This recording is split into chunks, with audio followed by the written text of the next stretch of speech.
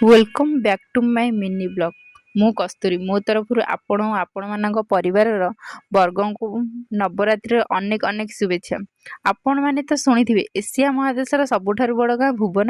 ହଁ ସାଙ୍ଗମାନେ, ତମମାନେ ଠିକ୍ ଶୁଣିଛ। ସେ ଗାଁର ମାଟିରେ ଜନ୍ମ ନେଇ ଗର୍ବ ଅନୁଭବ କରୁଥିବା ଝିଅଟି ହେଲି ମୁଁ।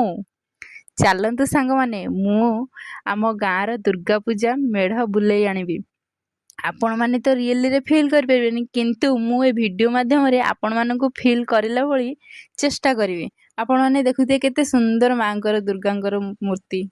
ଆପଣମାନେ ଜାଣିଛନ୍ତି ଆଉ ଗୋଟାଏ ଜିନିଷ, ଏସିଆ ମହାଦେଶର ସବୁଠାରୁ ବଡ଼ ଗାଁ ଭୁବନ ଫେମସ୍ ଯାତ୍ରା ହେଉଛି ବଳଦ ଯାତ୍ରା, ଯେଉଁଟାକି ଦଶହରାରେ ହିଁ ହୁଏ।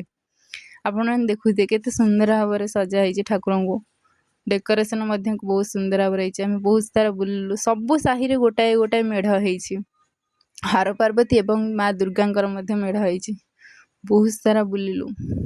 ଆପଣମାନେ ବି ଆସନ୍ତୁ, ଏ ଦଶହରା ଉପଭୋଗ କରନ୍ତୁ, ବୁଲି ଯାଆନ୍ତୁ ଏବଂ ବଳଦ ଯାତ୍ରା ବିଷୟରେ ଦେଖିବାକୁ ଆସନ୍ତୁ।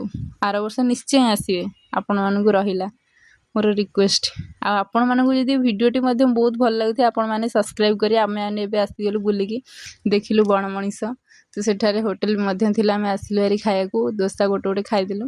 ତ ଆମେମାନେ ବୋଉ ଯେହେତୁ ଯାଇନଥିଲି, ତ ବୋଉଙ୍କ ପାଇଁ ମଧ୍ୟ ଗୋଟେ ଦୋସା ଆଣିଲୁ ଭାରି। ତ ଏବେ ଆମେ ଯିବୁ ବୋଲି ଘରକୁ ବାହାରିଲୁ।